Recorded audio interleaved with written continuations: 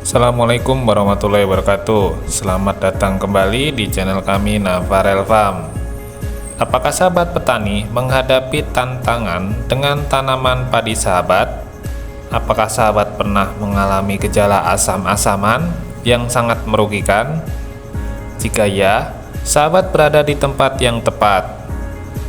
Pada video kali ini, kami akan membahas cara mengatasi masalah tersebut dengan solusi yang teruji dan efektif.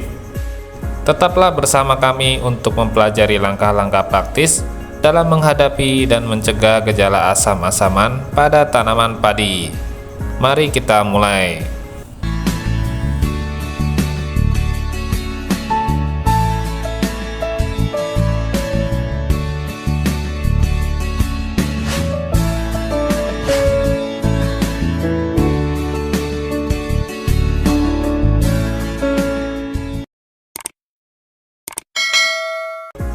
Asam-asaman adalah suatu gejala di mana daun padi menguning kemerahan, diawali dari ujung menjalar ke pangkal daun. Tidak lama kemudian mengering dan pertumbuhan macet.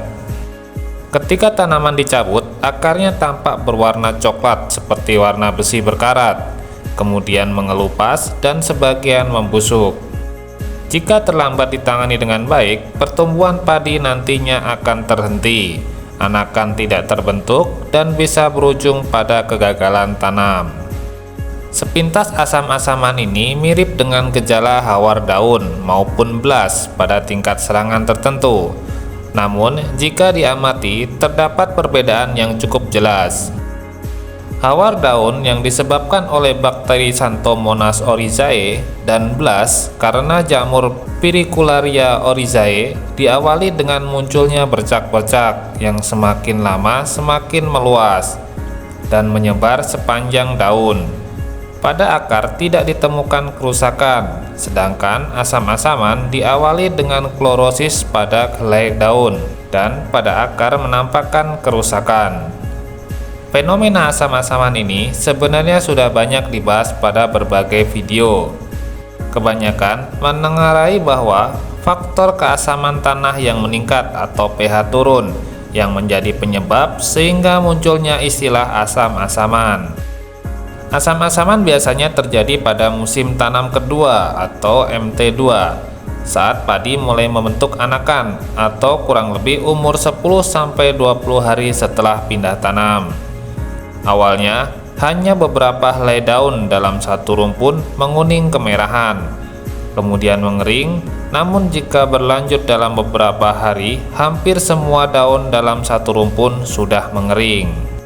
Apa sebenarnya penyebab gejala asam-asaman pada tanaman padi ini? Untuk mengetahui penyebabnya, terlebih dulu kita amati fakta yang melatar belakangi munculnya gejala asam-asaman tersebut. Yang pertama, terjadinya pada tanaman padi MT2.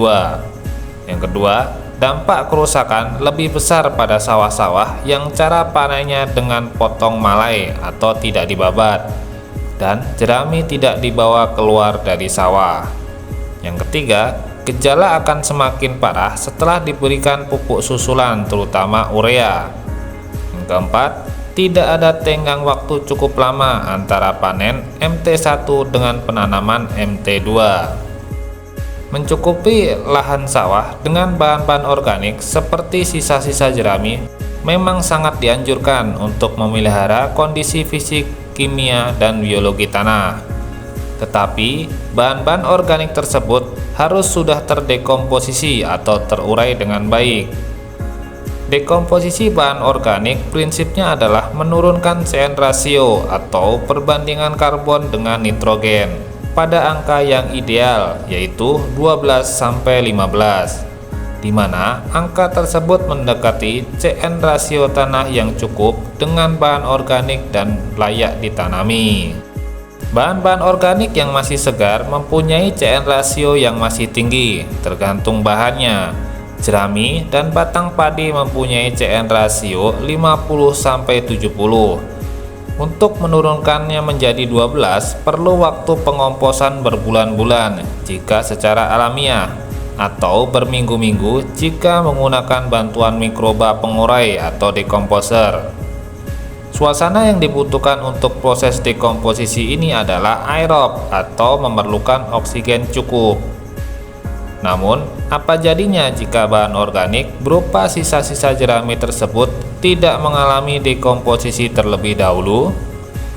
Dengan alasan mengejar musim hujan yang tersisa, biasanya petani tidak menunggu waktu lama untuk segera mengolah tanahnya untuk ditanami padi MT kedua.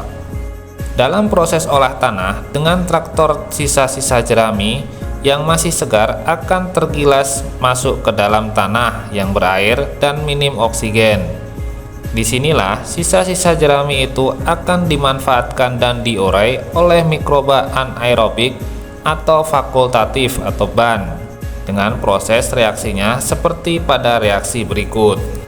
Kedua proses dekomposisi tersebut mengungkapkan bahwa aktivitas mikroba di dalam tanah sawah yang anaerob selain menghasilkan sel-sel mikroba baru juga menghasilkan senyawa-senyawa karbon dioksida, amonia, hidrogen sulfida, dan metana, serta senyawa lainnya seperti amines. Jika penciuman kita cukup peka, keberadaan hidrogen sulfida dan amine akan tercium dari bau lumpur sawah yang anyir atau amis.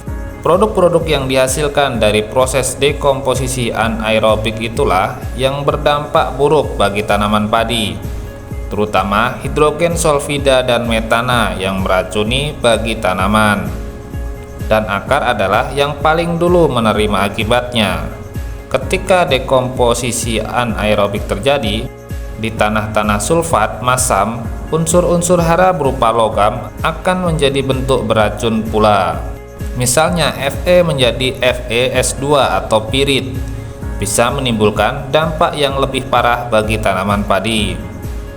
Sedangkan sebagian unsur-unsur hara lain menjadi kurang tersedia bagi tanaman.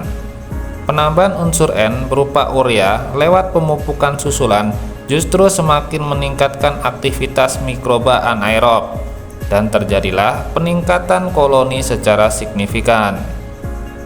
Dalam kondisi ini, gas amonia atau NH3 akan meningkat yang berasal dari konversi N dari urea. Biomasa mikroba yang langsung bersentuhan dengan akar akan ikut mendegradasi akar-akar muda yang belum cukup kuat.